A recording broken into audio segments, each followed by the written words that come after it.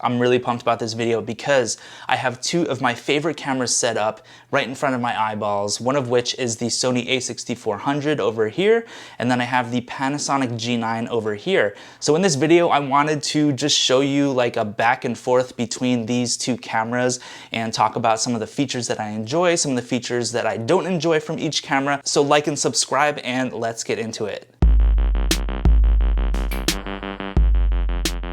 This video is really for people that are trying to decide between the Sony a6400 and the Panasonic G9. And by the way, I will link to all of this camera equipment in the description below, so be sure to check those links out to help support my channel. I used Panasonic primarily for a couple years when I first started my YouTube game, and overall I think Panasonic really delivers in terms of image quality and features and build quality. I mean, the Panasonic G9 is one of the best cameras I really have ever used. But let's be real, y'all, the Sony a6400 is an insane camera for under $1,000. I basically have these cameras set up with similar-ish lenses and the same settings. So on the G9, I have the Panasonic Leica 12mm f1.4 lens, which is a really juicy lens with beautiful bokeh in the background, especially when you get up nice and close. Hopefully that is blurring out the background. It is beautiful.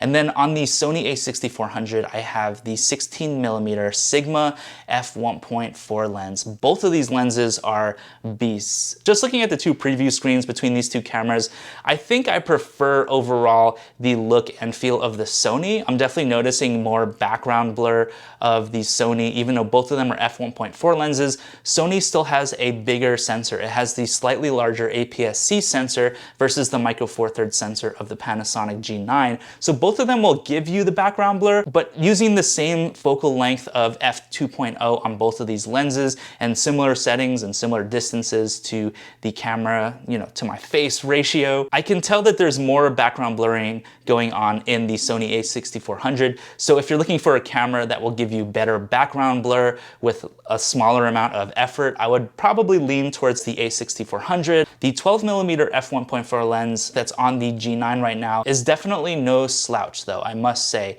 Details are super sharp and crisp. It's hard to describe, but the Panasonic G9 tends to have this really cinematic feel. I don't know what that's about, but it just looks fantastic. I mean, both of these I think actually look fantastic. So the biggest pro of the Sony by far, in my opinion, is the autofocus. I mean, I can get up super close and this thing just locks focus on my face no matter how far back, if I'm over here, if I'm over there. I mean, the autofocus is insanity and it just seems to go along with my face. That was the biggest reason I actually ended up getting the Sony a6400. I was using the Panasonic G85 for about a year and a half, and that's an amazing camera, but the video autofocus honestly is kind of trash, which made me get the Sony a6500, and then I ended up getting the Sony a6400, which you're seeing right now. And I've been using the a6400 as my primary YouTube camera, like these studio shots that you see in my videos.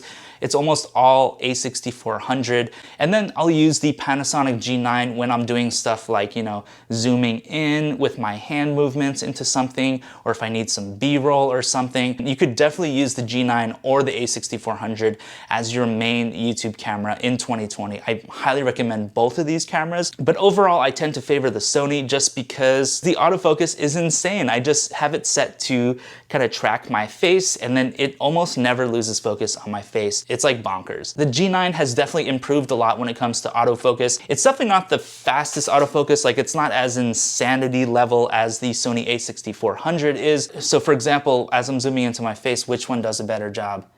You got the Sony, Panasonic. I think they're both gonna be in focus. Yeah, they're both in focus.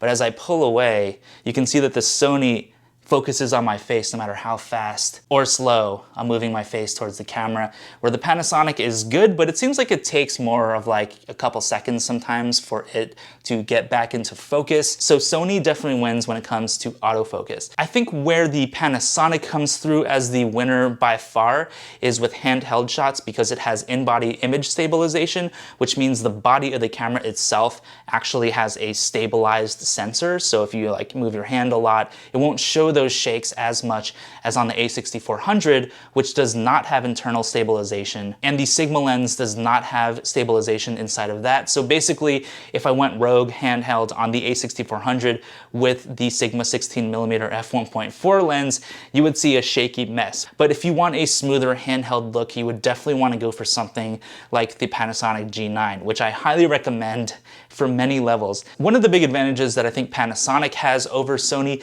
is its menu system. I think it's so much easier on the Panasonic to change settings, to navigate using the touchscreen. Like the Sony, for example, it has this menu system where you have to dive, really deep just to get certain pretty major settings, and it's not the most intuitive thing in the world. And also the touchscreen on the Sony drives me nuts because it only works to touch to focus certain areas. Like you can't use your fingers to touch the screen to change settings and stuff, which doesn't make any sense to me. Where the Panasonic G9 has tons of buttons on it where you can customize certain functions, and it just overall feels better in the hand. It's a bigger camera body for sure. It's heavier, but the battery lasts longer on it. And when it comes to ergonomics, the Panasonic is definitely the camera that I'd want to use on a longer video shoot, where the a6400 works amazingly for studio shots and for, basic handheld kind of stuff. And also for photos, the a6400 is amazing and gives you 24 megapixels versus 20 megapixels on the G9. Anyway, those are just some of my general thoughts about these two cameras. I didn't want to be too scientific in this video,